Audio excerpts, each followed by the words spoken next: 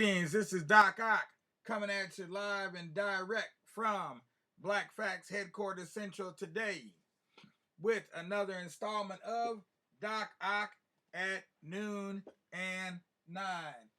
And of course, we're going to do the needful because we don't want to get too pleadful. It's not the end of the month yet, but it's coming very, very soon, right around the corner. But in the meantime, let's get busy like little Jack Horner.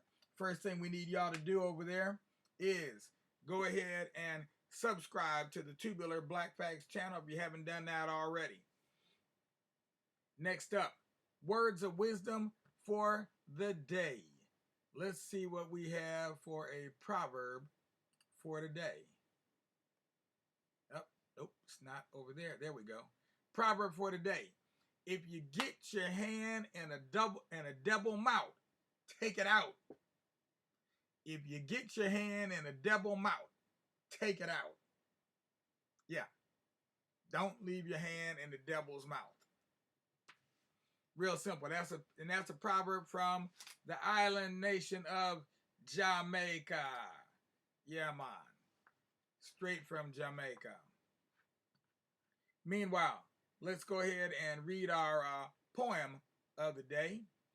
And today's poem coming out of Shushu Moko Jumbi by Althea Romeo. We're going to read one here today. It's called, this is the first of the student poems in here.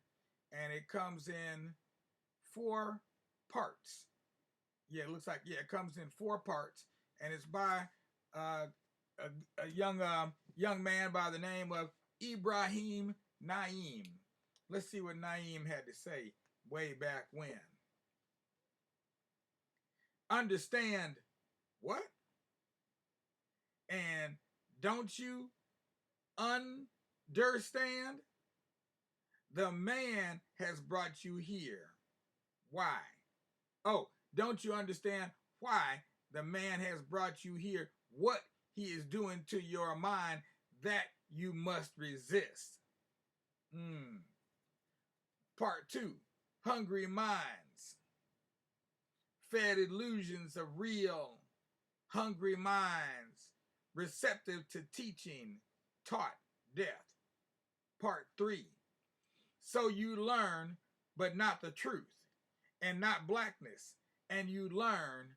Part 4, but you don't understand why the man has brought you here, what he is doing to your mind, so you don't resist. Oh yeah, see, back in the day, people used to get real creative with their punctuation and their sentence structure. And that one was definitely on the creative side. That's why it took me 2 tries to get it started there. Because you had to kind of skip around to read that one. But very interesting poem by brother Ibrahim Naim.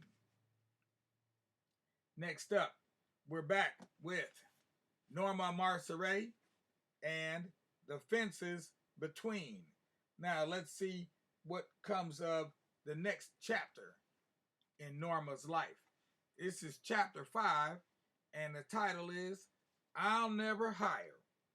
And as I visualize this title could use 3 ellipses behind that I'll never hire.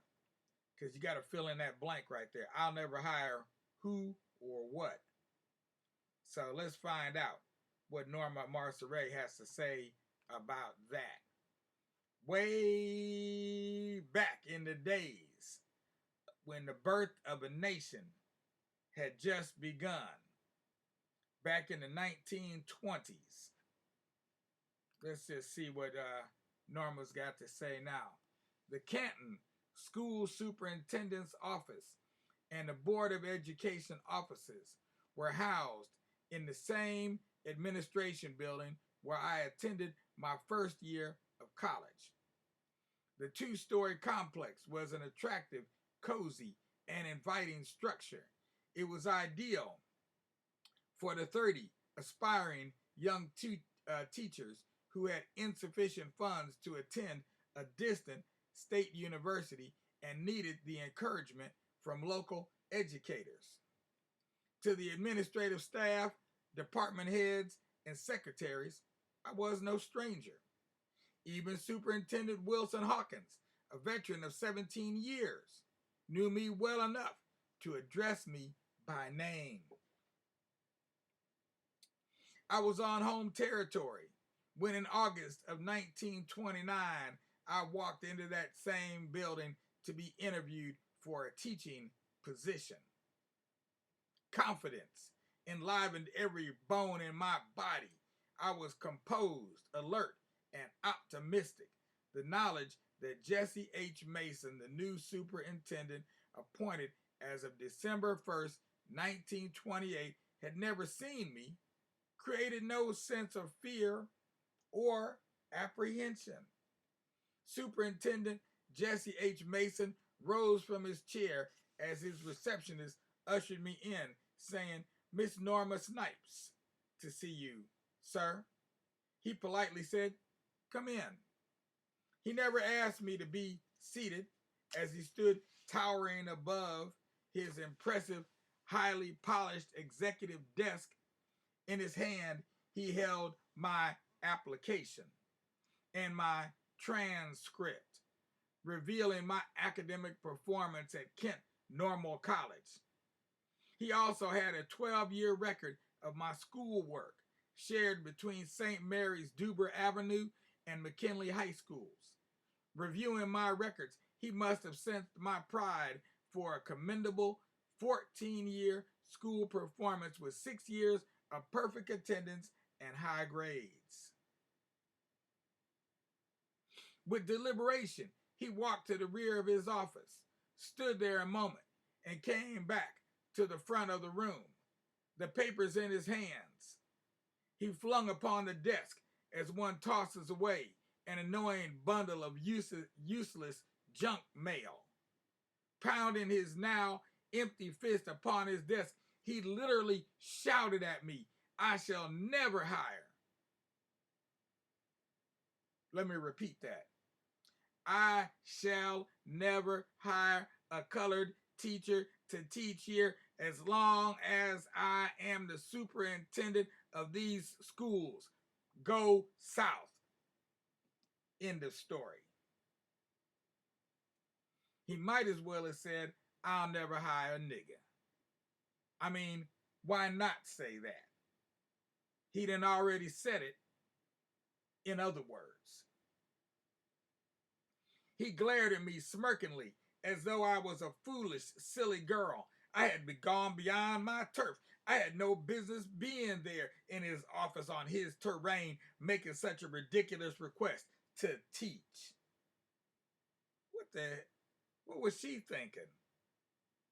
The papers that he tossed away so carelessly on his desk did not annoy him. It was me. He was acting out that which he would have liked to be doing to my person. I felt he would have tossed me out of his office except for a degree of quote-unquote civilized northern restraint. Northerners did not harm Negroes as Southerners did. Really? If y'all watching this on YouTube, which I'll be posting it up there shortly, if this recording comes out right today. Yeah. The Klan was hot and heavy right here in Akron. So it had to be hot and heavy in Canton because we know it was in Youngstown. So I'm not sure what she means by Northerners didn't harm Negroes like Southerners did. Maybe they just did it in a different way. How could I have so unnerved Jesse Mason, so threatened him by my presence? I carried no gun, no switchblade. I was a 5'4", 105-pound, 19-year-old young lady. He was inches taller, much, much heavier, and a mature adult. He could step on me like stepping on an earthworm. I felt as though he had thoroughly squashed me into a non-entity. 19 years of my life recorded on those papers, randomly scattered on his desk, were to him as useless as nothingness. In 1926, I had seen a picture of a lynched Negro man, his dangling, scorched, bullet-ridden, blood-stained, castrated, death-stiffened body hanging from a tree. There were 23 Negro lynchings the year I graduated from high school. I don't know if you heard that. There were 23 Negro lynchings the year I graduated from high school. That's one every 2 weeks, just in case y'all couldn't count that out. I wondered how it could happen. I could not understand how one person or a mob out of fear or anger could express such contempt, such hate, such repugnance toward another. That morning in Superintendent Mason's office, I became personally aware of the lynching mentality. I was witnessing a cowardly attempt to detach oneself from the reality of justice and honest leadership. What was even more shocking was that I had an embarrassingly guilty feeling of being to blame, of having said or done something wrong. I began to doubt myself. I felt unworthy. I was ashamed. I was humiliated. I wanted the floor to open up and swallow me into nothingness so I could just die. Then I wanted to fight back, to argue, to demand. Was I really that undeserving? What was wrong with me? I stood there, fenced out again, as I had been in Dean Verder's office 8 months earlier. What could I say? What more would he say? This interview was to have been an inquiry about my interest in my chosen field of teaching and my practice teaching reactions. He was to have inquired about my educational philosophy, my moral values, and my goals for contributing to the betterment of youth and the community. He had no intention to dignify me with the respect accorded an aspiring professional. To him, none of these measures pertain to me. As Dean Verder spoke, her edict of dormitory exclusion at Kent State, her countenance to me became an opaque, faceless blur. Her unseen image told me to remove my presence with the directive, have a seat in the outer office, and it walked away. It walked away. Jesse Mason had spoken his piece. He buttoned his suit coat and turned his back on me. His dark blue suited shoulder blades and outlined buttocks, arched to rigid legs, stood like a large boulder, shouting, "You shall not pass. You are not wanted. We don't need you here." Would this man do or say something even more insulting if I continued to stand there? It was time for me to leave. I walked out of his office into a daytime nightmare. Suddenly, I was a nobody. I did not know which way to go or what to do. I was numb with the knowledge I was not going to teach in Canton. A ringing echo in my ears resounded over and over again. I shall never hire a nigga as long as I'm superintendent of these schools. Go south. Mr. Mason would banish me to a foreign land among strangers, more alien and more depressing than living with the Joneses in Kent had been. His words created feelings I had never known before. In no way could I describe my humiliation, my defeat, my shame. I had spent the greater part of 3 years completing a 2-year college curriculum and elementary school education. I'd lived off campus in the most unpleasant of living arrangements. I had made few friends, seen few movies, stayed away from dances, and had no dates and no boyfriends. For all of this, a Caucasian man of European stock, one of Canton's most respected citizens, had scorned me as the most detestable of human beings. He, a civic leader, a well-educated university degree proponent of academic preparedness, wielded the power to destroy me, a native-born American of African extraction. Now I want you to note, she didn't call herself colored that time. She didn't call herself a Negro either. All of a sudden, she knew just where she was really from, because she realized that she still is black. And if you're a black man or a black woman, you an African. How was it possible this man could make me feel so worthless, so undeserving, so full of guilt? What was my crime? I had been caught with my color down, quote unquote. I had no business being in a white man's office. I should still be a slave. I should return to Africa or live within the white man's quote unquote freedom limits. How long would it take? And by what methods would I learn the quote unquote freedom message to Negroes? You are free to go to school, free to live in certain neighborhoods, and free to follow your religion. Just stay in your place. He, that man, one person, perhaps with the approval, even the directives of the institutional superiors, of his institutional superiors, and the Board of Education, could deny me the right to participate and contribute as a full American citizen?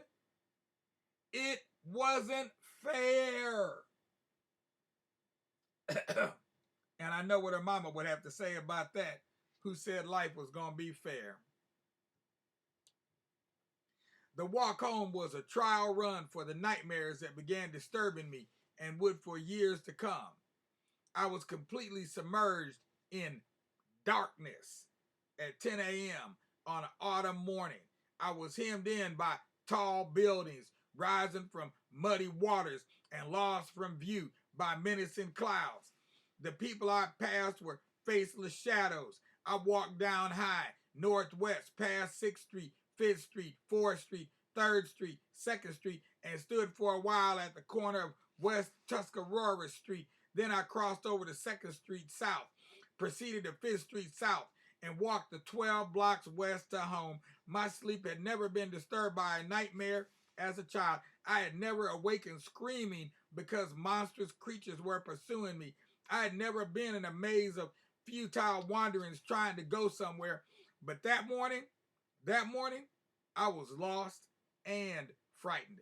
I was wandering in a world where hate directed toward me could have given birth to hate in retaliation. Is hate born when one cannot discern a religious, moral, political, or philosophical rationale for what is happening to one's very soul? What actually takes place when one is unfairly rejected and brutally demeaned? Hate no one, Grandpa taught me. Hate no one ever.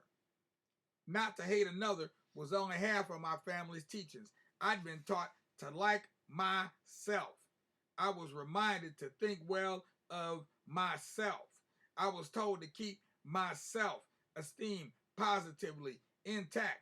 I, along with others in our family, had adopted the slogan, if we can always see ourselves as somebody, no one can ever make us a nobody. End quote. With this high goal in mind, little energy would be left to spend on hate. Our family had reasoned. Okay. Now, that was worth waiting for.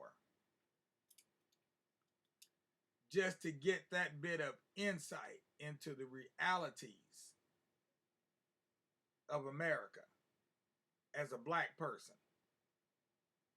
To get that insight that Eugenia Brown must have got when she found out she wasn't going to be able to teach in the city of Kent when she got her teaching degree from Kent State University in the 1930s and ended up teaching in Ulrichsville, wherever the hell that is.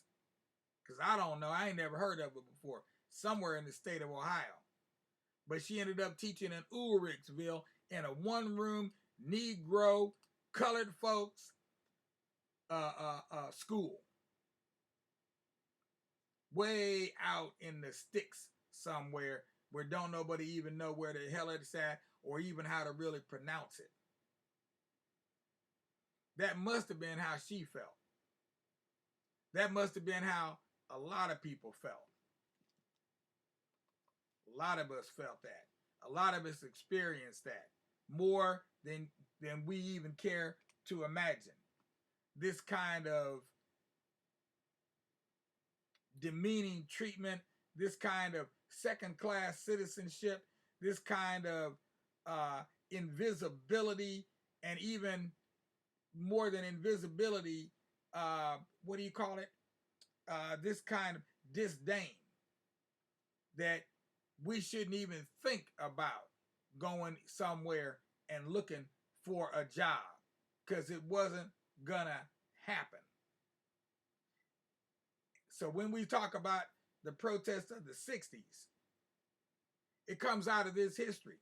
This is why people were protesting and taken to the streets in the 60s. It ain't because we just like to go out and tear shit up. We were doing it because for years we've been putting up with this kind of BS where you couldn't get a job. You had the credentials. You had more credentials than the other person who just got hired right before you, but they weren't going to even consider you only because of the way you looked. Pure and simple. You might as well have asked them to kill their mama. Wasn't going to happen. So, at any rate, we're going to return to her story and read the rest of that chapter because that chapter is not even over. We just got halfway through that chapter. So we're going to return to that chapter tomorrow and read some more from Norma Marceret's wonderful biography. If you haven't got a copy of this book, jump on it while you can because books are becoming more and more rare. The prices are going up. They're skyrocketing. Prices, books that you used to be able to get for $10, $15, maybe even $5. Now you're paying $25 for them. And they're not even in good condition. A lot of times they're all marked up. So get the book while you can. In the meanwhile, this is Doc Ock saying peace out with justice, of course. And don't forget to go ahead and subscribe to the Tubular Black Facts channel. There's a red button right below. Hit it and quit it. Don't forget it. If you're on YouTube, if you're on Facebook, there's a link that'll take you there. You can get there. So until tonight, when we return with more stories from our segment we're doing this month on Our Scary Stories. We'll be reading more of the Feather Woman of the Jungle. And hopefully our equipment, we've solved some of these equipment problems and everything's working real good right now. We're going to find out in just a minute. Meanwhile, peace out without a doubt. And let me just give a wave to Roland Holland over there. Good to see you. It's good. It's always good to see y'all waving at me, letting me know that you're out there. So whenever you can, just go ahead, click that button and give me a wave. Don't ask me what the button looks like. I don't know. I ain't found it yet, but I know some people have found it and it's out there. So look for it. Figure it out. Y'all know how to do this. You're smart. All right now.